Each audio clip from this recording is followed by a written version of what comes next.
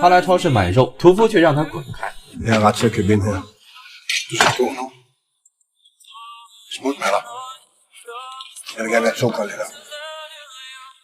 屠夫走出柜台，上来就是一斧头。两人据理力争，却被经理找人架了出去。他想要拿回自己的权利，可却又挨了一顿揍。他被扔出超市，倔强地站起了身。法庭判他无罪，可人性却不打算放过他。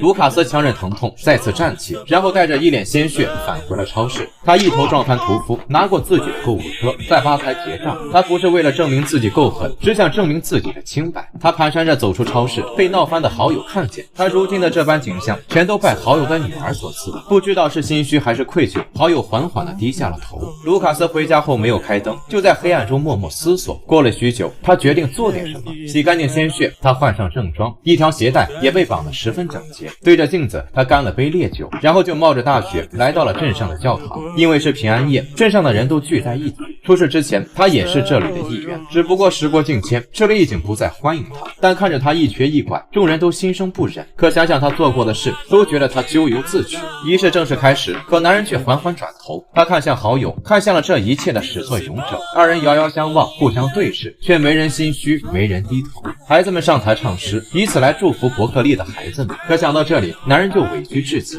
他也是在这里长大，可现在却遭人唾弃。看着台上的孩子们，男人湿了眼眶。可再看向好友，他却一边对视，一边与妻子窃窃私语。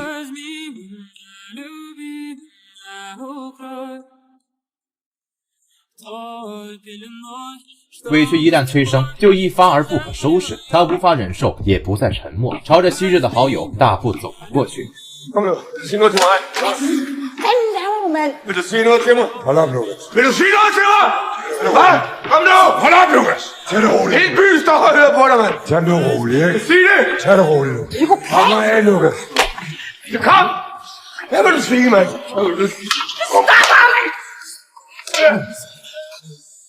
Det kan du godt lide, hold op, mand, du fucking psykopat! Jeg har lov til lige at snakke med Theo.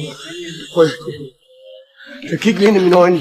Kig ind i mine øjne. Hvad kan du se? Kan du se noget? Hvad siger du? Hvad? Ingenting. Der er ingenting. Der er ingenting.父亲在女儿床前流下了后悔的眼泪。从卢卡斯的反应上看，他明白了一切，是他们冤枉了好友。而女孩也在这时说出了真相。Det var bare mig, der sagde noget dumt noget. Han har ikke gjort noget.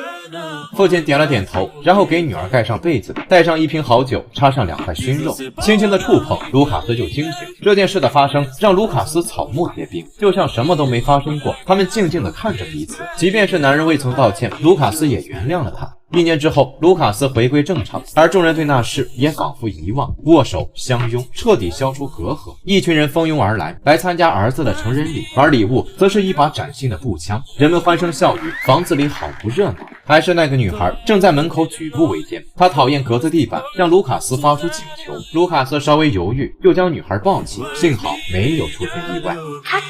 现在父子俩上山打猎，可却意外走散，一声枪响，差点要了卢卡斯的命。遥遥望去，那人拉栓上膛。就在卢卡斯以为自己死定了的时候，那人却顶着夕阳转身离去。真相是什么，对围观者并不重要，他们需要的是一个支点，让自己站在虚妄的道德制高点上，得意一时是一时，反正过几天他们就会遗忘，任由真相被新的猎奇淹没。现在互联网上比比皆是，孩子最可怕的就在于明明无知，却会本能的以纯真作为武器，让他人深信不疑。孩子的罪恶源于无知，成人的恶却发乎偏见，道听王府。对恶的不反思，不推己，不自知。无名者往往善假正义之志，无不高举道德刑具。泼粪杀人的最大恐惧是谁也无法预知。人们习惯于自以为是，站在弱者角度分发所谓的正义和怜悯心。